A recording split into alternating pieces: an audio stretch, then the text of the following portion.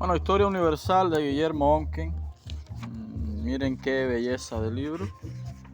Historia Universal. Aquí tenemos una foto de Carlos Mano, copia de Alberto Durero. Impresionante, las láminas, el facímil. Tomo 11. Este tomo trata sobre los pueblos germánicos y romanos y es la continuación. Pueblos germánicos y romanos. Esta Historia Universal consta de 46 tomos, es una maravilla. Dice que hemos visto que la rama visigoda o los tervinjos formaban a orillas del Mar Negro un solo pueblo con los ostrogodos, bajo el mando de los reyes de esta última rama, pero que después, en tiempo del rey ostrogota, se habían separado por los años 250 de nuestra era de la colectividad para vivir como pueblo aparte, regido por tantos jefes o reyosuelos como tribus o distritos formaban. Cuando un siglo después el conquistador Manarico reunió temporalmente a las diferentes tribus en una colectividad o confederación ofensiva y defensiva.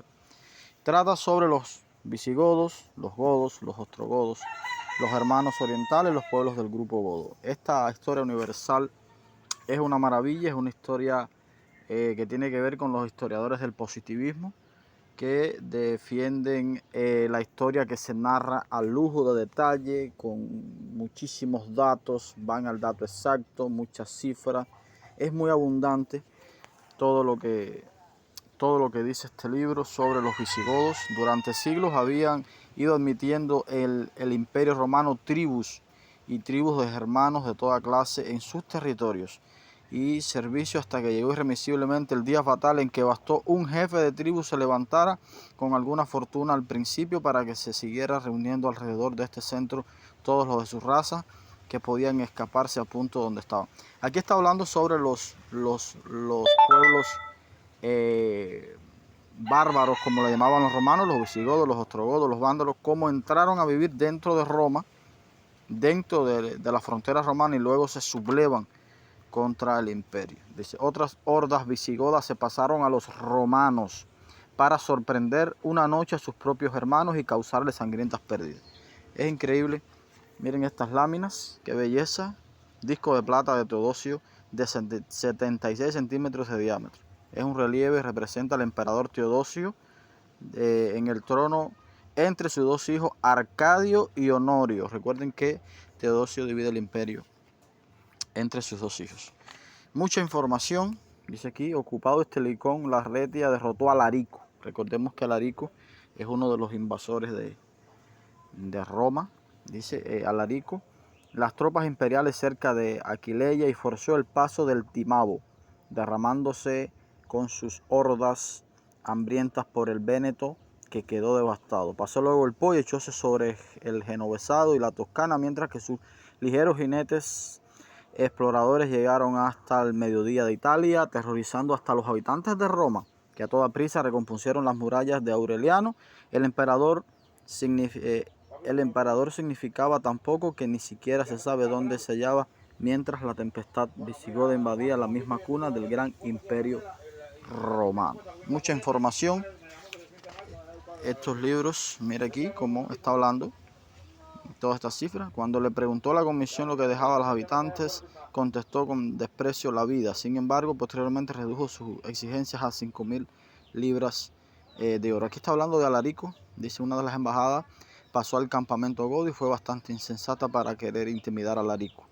Alarico invadiendo los imperios romanos, es decir, pasa las fronteras y le tienen que entregar 5.000 libras de oro, 30.000 de plata, 4.000 ropajes de seda, 3.000 de púrpura.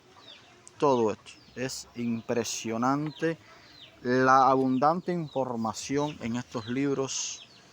Miren aquí las láminas, Gala y Placidia y su hijo Valentiniano III, relieve de un díptico de Monza del siglo V. Mucha historia sobre las tribus bárbaras.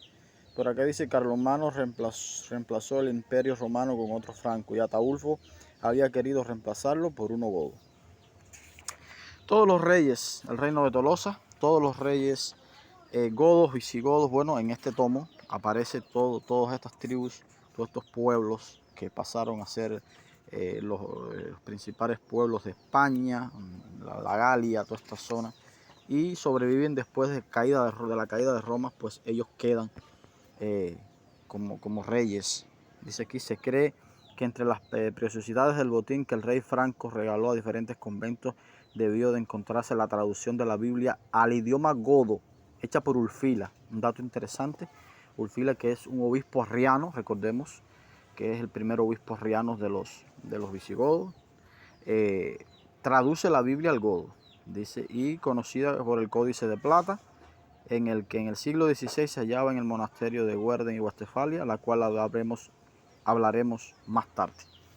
Teudicelo, que ya citado, pero reinó solo 1 año y 5 meses, murió como Teudis era un muy aficionado al bello sexo, y para apoderarse de las mujeres que le gustaban, mandaba matar a sus maridos, hasta que unos cuantos se conjuraron contra él.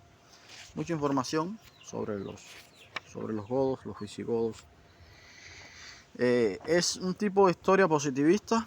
En el positivismo, mucha información, muchos datos, van al dato exacto.